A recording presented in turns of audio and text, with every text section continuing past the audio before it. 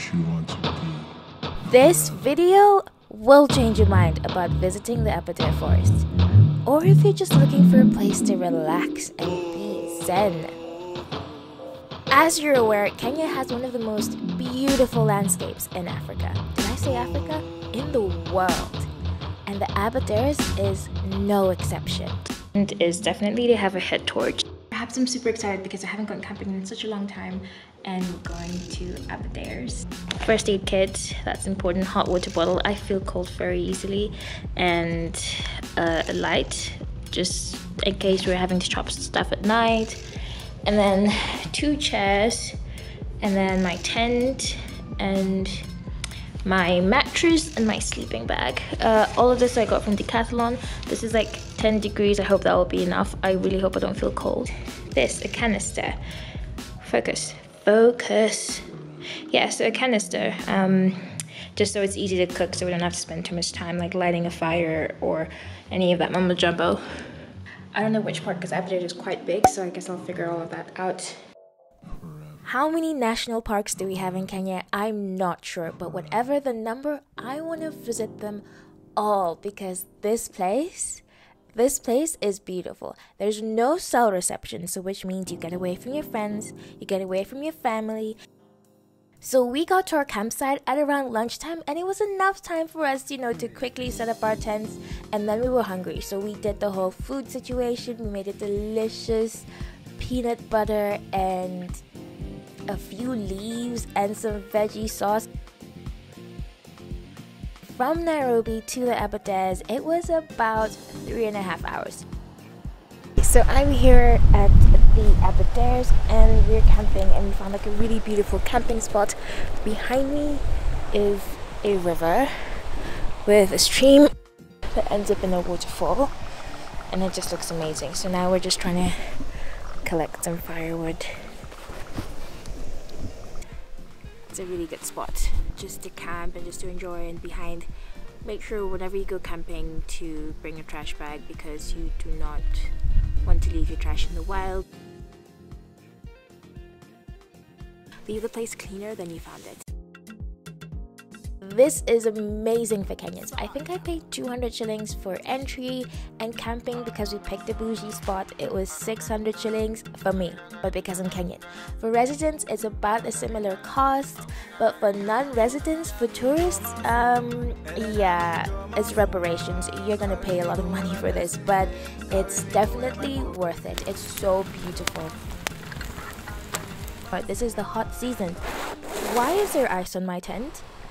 It's so cold, everything is just frozen.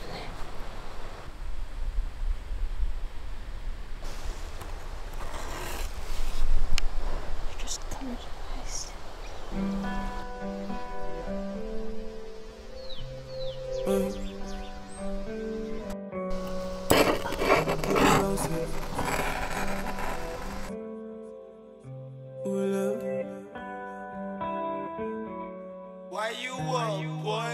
It's January and February, which is supposed to be the hottest month, but it is absolutely freezing. I really slept because it's so cold. So that's just the first we're seeing of the sun this morning, but unfortunately where our camp is, the sun gets to it last. Still trying to warm up, but now I'm just walking up the hill so I can get a bit of sun. It's beautiful, but cold. I think the last time I came here, I didn't come during summer, or like Kenyan summer, or like the hottest season. So there's no cloud, so there's no cloud cover, so you don't get any of the heat trapped at night.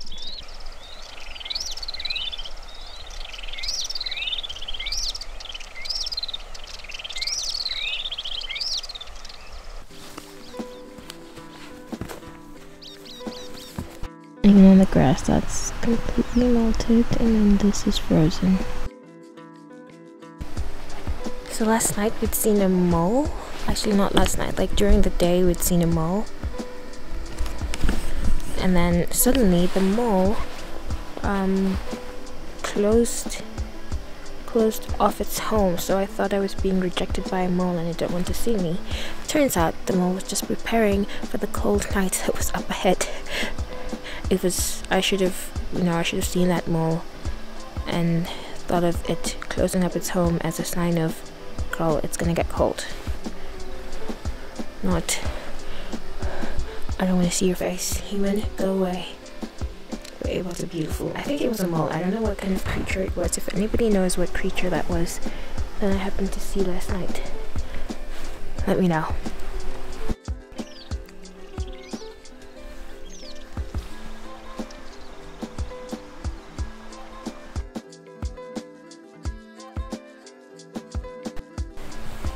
Okay, finally it's getting a little bit warmer. Our tents have gotten some sort of sunlight. I still feel like my fingers are frozen, but it's like deception because it feels cold. It looks warm, but like I'm still quite cold. But hopefully when the sun comes out I can take off this jacket, because yesterday afternoon it was quite warm and it was nice because you could like sleep,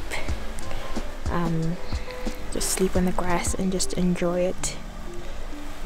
It's just like, I'm like, okay, why have I never prepared this while I'm at home? I'm gonna definitely try and make this again. So it's a sweet potato, and we had already pre-chopped it. It's chopping in the wild and like washing vegetables in the wild. It's it's a task, especially if you haven't properly planned out for your water. So I would advise you can pre-chop your veggies before you go camping. It just makes it so much easier. Okay, so everybody else is still asleep, so I'm gonna try and climb down the waterfall. I just want to see what it looks like. I figured now's a chance to explore. But it looks so beautiful here, and the air is so fresh as well. Don't go chasing waterfalls. Yeah, is this the proper path? Or should I try and find... Okay, I think maybe let me try and walk around. That might be a safer path. Let's keep walking. See where this leads. Oh. Oh. This is a whole other open field. So this, the only path to the waterfall was through the rocky bits. So what I'm gonna do.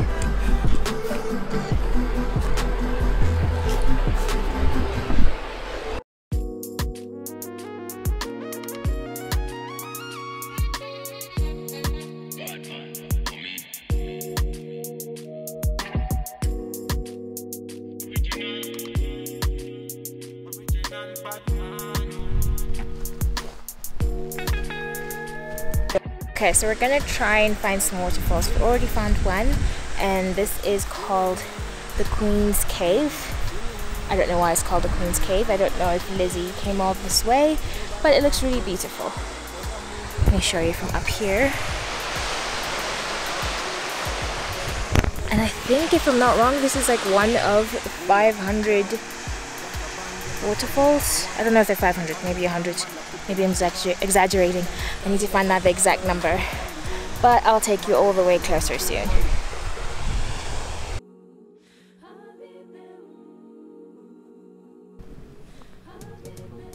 How many waterfalls do you think you can see? I don't even know how many waterfalls we visited, but there's just so many waterfalls in the Aberdares. Like, I think it's one of the catchment areas for Kenya, so this is where we get our water, and rightfully so. This place has, I was gonna be like, the water smells nice, but it's fresh. It's so fresh.